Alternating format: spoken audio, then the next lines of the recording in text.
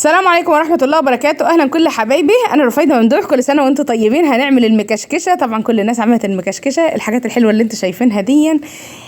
معانا المعلقة السحرية للسلطة، أنا كنت عملتها قبل كده على القناة، ومعانا كنافة بالكريمة، ومعانا بلح الشام، كل الحاجات الجميلة اللي أنتم شايفينها، والزبادي المضمون جدا جدا من أول مرة. كل الحاجات اللي انتوا شايفينها دي هتلاقوها على القناه، ارجعوا للقناه هتلاقوا كل حاجه بما يرضي الله، وكل المعلومات بنقولها في الفيديو. احنا النهارده هنعمل وصفه الكاستر الاصليه مش الكاستر الجاهز، وهنعمل المكشكشه او الجلاش بالكاستر. تمام. بحبكم في الله، لو ما عملتوش لايك اعملوا لايك واشتركوا في القناه، يشرفني تبقوا من اسرتي الكبيره ان شاء الله، وفعلوا زر الجرس عشان يوصلكم كل حاجه انا بنزلها جديده. بحبكم جدا جدا، دمتم ربنا يديمكم نعمه في حياتي. طبعا الكاستر زي ما انتم شايفين، احنا معانا لتر لبن، عليه 5 معالق من السكر. السكر ده حسب رغبتك انت. عليه بيضه، عليه طبعا انا لقيت حطينا البيضه في قلب اللبن الساقع، فطبعا ما دابتش، فعملنا ايه، حطيناه في الخلاط بس، ما عملناش اكتر من كده. حطيناه في الخلاط وحطينا 5 معالق من النشا. لكل كوبايه لبن معلقه ايه من النشا. قيسي كوبايه اللبن اللي انت هتعمليه، لكل كوبايه لبن معلقه من النشا. طبعا اللي انا بحطه ده كركم، انتوا كلكم شطار، ما هواش بيعمل ريحه ولا طعم ولا اي حاجه، وفايدته الغذائيه عاليه جدا جدا، غير ان هو بيديكي لون الكاستر الاصلي. كده عملنا الكاستر من غير ما يكون عندنا ايه الكاستر. طبعا برطمان الكاستر ب 15 جنيه، عملناه احنا بايه، بشويه نشا وبيض. وطبعا رفعناها على النار، ايدك فيه ما تسيبيهوش، انا بقول لك اهو، ايدك فيه ما تسيبيهوش، قلبيه على طول على طول من تحت لفوق زي ما انتم شايفين، كريمي جدا. الطريقه الاصليه للكاستر، والطريقه المغذيه كمان اصلا للكاستر يعني. طبعا ده كله كده مغذي، كون انك تحطي فيه بيض وكركم والحاجات دي جدا مغذيه. عايزه اقول لكم ان الكركم اصلا بيعمل اللي هو بيشيل الدهون اللي على الكبد وكده، يعني له فايده غذائيه جدا كبيره يعني في البني ادمين، وكمان ما في الطيور. يعني انتوا عارفين ان انا كنت بربي فراخ وكده. اهو زي ما انتم شايفين ما شاء الله، حطينا معلقه سمنه من السمنه كده، ومعانا ايه لف جلاش. عماله بفتح فيها مش قادره تتفتح، مش عارفه ليه. قعدت افتح فيها. طبعا دي انا سايباها بره الفريزر، طبعا الجلاش بيتعمل في الفريزر، فسيبناه بره الفريزر ايه ان هو يفك كده، ونعرف نفتحه من بعضه. طبعا احنا معانا يعني دي لف الجلاش على بعضها زي ما انتم شايفين ان انا فاتحاها. انا واخده نصها بس، ما خدتهاش كلها، خدت نصها بس. عملت الصينيه اللي هي في المستطيلات، اللي هي الايه المقاس الوسطاني ده اللي انتم شايفينه. طبعا عايزه افتح من النص، بدل بقى ما تعدي وتفتحي كده، لا، قومي جايه من النص وقومي قطعها على طول وخلاص، بدل ما تعدي الورق يعني وتقسميه. لا انا بصراحه يعني بيقولوا عددها 35 ورقه، بس انا ما عنديش خلق ان انا اعدها بصراحه ربنا يعني، وما عنديش وقت كمان، خلق ضيق انا في الحاجات دي. ببقى بعمل حاجه بسرعه وبجري. كل سنه وانتم طيبين. الجلاش من الحاجات جميله جدا اللي بتتعمل في رمضان وغير رمضان ولضيوف الغفله وكل حاجه. بصوا الجلاش بيستوى بسرعه وحاجه كده طعمه يعني بصراحه. سيحي بقى طبعا سمنه وفي الصينيه زي ما انتم شايفين. خدي بقى ورقتين كده حلوين محترمين اهو. استنى انا بفتحهم من بعض، مش عارفه رفضوا يفتحوا ليه. اهو لقيتهم 3 ورقات على فكره، بعد ما حطيتهم اهو لقيتهم ايه، لا طلعوا 3، فشلت واحده تانيتها نصين، حطيتها ايه في الحته اللي هي الخاليه اللي هناك دي اهو، تانيتها نصين كده، وزودت بيها الحته عشان يبقوا ايه قد بعض كله، ما تبقاش حته عاليه وحته واطيه.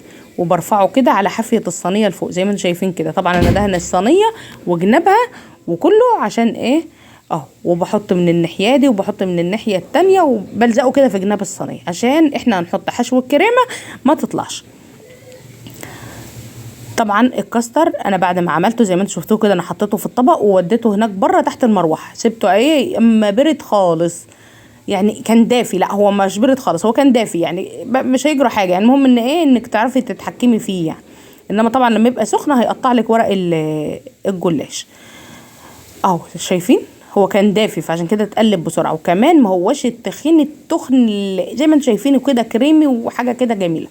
انا ما بحبش الكاستر او المهلبيه عامه تبقى ايه اللي هي البلوزه دي، لا ما بحبهاش كده، بحبها ان هي تبقى ايه. طبعا نزلي بالسباتيولا، طبعا بتنزل كل اللي في الاطباق، فانا ايه بفضلها بصراحه، وكمان بتعرفي تفردي بيها يعني.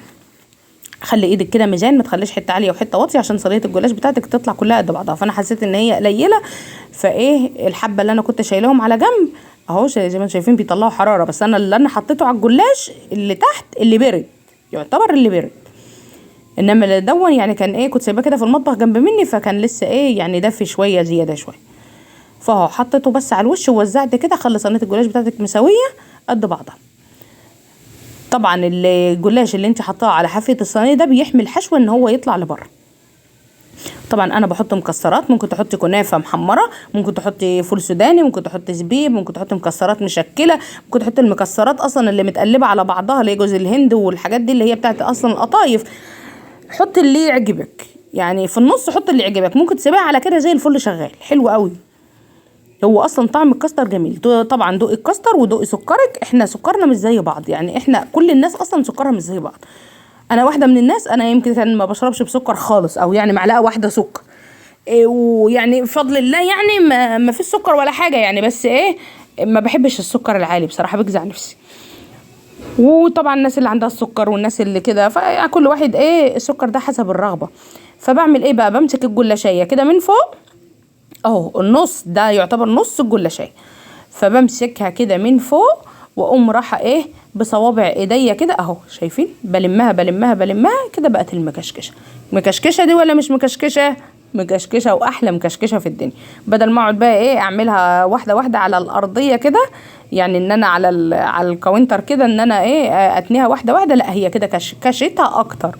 وكمان عايزه اقول لكم ان ما شاء الله ما شاء الله بتقب في الفرن اكنك حاطه لها بيض، يعني هي طبعا محطوط لها بيض للكاستر، بتقب في الفرن، بتقب بتعمل زي صينيه الكيكه. وطبعا لا فيها بودر ولا فيها حاجه يعني، ده الكاستر معمول عادي بالبيض عادي، ما هي بتقوم ماسكه في بعضها بقى كده وتقب. شايفين ما شاء الله اللهم بارك. طبعا معانا سائل التسقيه دون، انا طبعا عملتها بسائل التسقيه على البارد عشان تبقى طريه من قلبها ومن براها.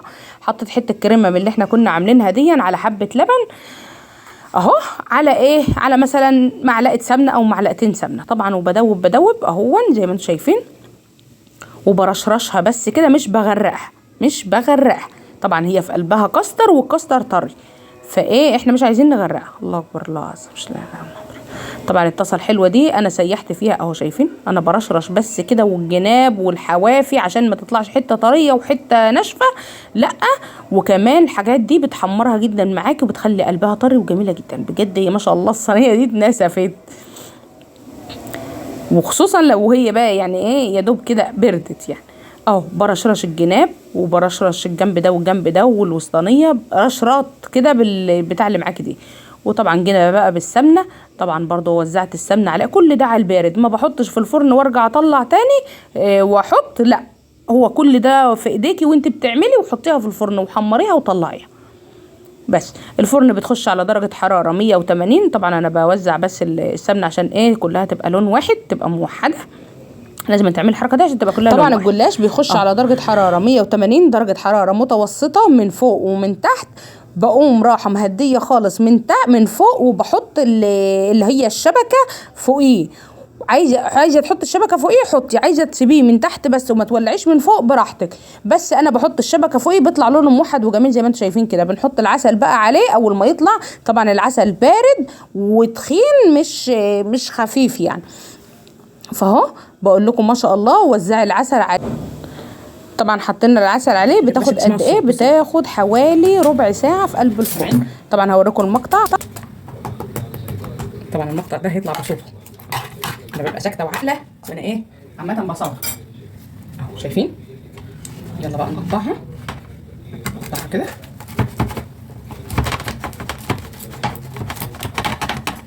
ما شاء الله تخنت جدا ازاي، تحفه تحفه تحفه تحفه. طبعا هتيجي تقطعها وهي سخنه عشان بقى اوريكم بقى الجمال والحلاوه والعظمه، عظمه على عظمه يا ستي. طبعا انا جيت اقطعها وهي سخنه، فايه يعني هتفصل من بعضها، شايفين هتفصل من بعضها. فانا لازم تستني اما تبرد وتشرب عسلها عشان الكاستر اللي جوه يبرد. طبعا احنا عملنا الكاستر غير الكاستر الجاهز، احنا عملنا الكاستر بالطريقه البيتي اللي كان جدي وجدك وتيتي وتيتك بيعملوها اهون. اجدع لايك لاجدع رفايده. اما تبرد هوريها لكم. طبعا زي ما انتم شايفين اهو قطعتها بقى. طبعا لما بردت، بس هي برده مش بارده قوي لان احنا خلاص قبل المغرب، وانا عايزه اقطعها واعبيها في الاطباق عشان يعني ايه احنا بنفطر كده وكل واحد بيشوف حاله يعني بتسربه. فاهو فانت استني عليها اما تبرد خالص. طبعا جيت اشدها فما ايه كانت ماسكه في حته يعني، حاولت اسلكها بقى كده. بس جميله جدا. وكمان والله دي كده عشان لسه سخنه، لسه الكريمه ايه ما بردتش زي ما انتم شايفينها كده. بس حاجه كده تحفه تحفه بجد. ما كلفتنيش يعني، كلفتني 20 جنيه. نص لفه كاستر، طبعا بحط عليها شويه لبن. عايزه تحطي لبن حطي، ما انتش عايزه تحطي لبن هي طريه لوحدها، هي طريه وجميله. بس دي كده بقى ايه، لا مسخسخه ولا يعني، بصي مسخسخين يعني زي ما بيقولوا. جميله جدا جدا تحفه. اتمنى تجربوها وتكتبوا لي كومنت حلو منكم. ما تنسوش تعملوا لايك لو لسه ما عملتوش، واشتركوا في القناه وفعلوا زر الجرس، واكتبوا لي دعوه حلوه منكم كده. وجربوا الجلاش او المكشكشه على طريقه رفيده وهتدعوا لي. ما بخلتش عليكم باي معلومه. بحبكم في الله. السلام عليكم ورحمه الله وبركاته. كل سنه وانتم طيب.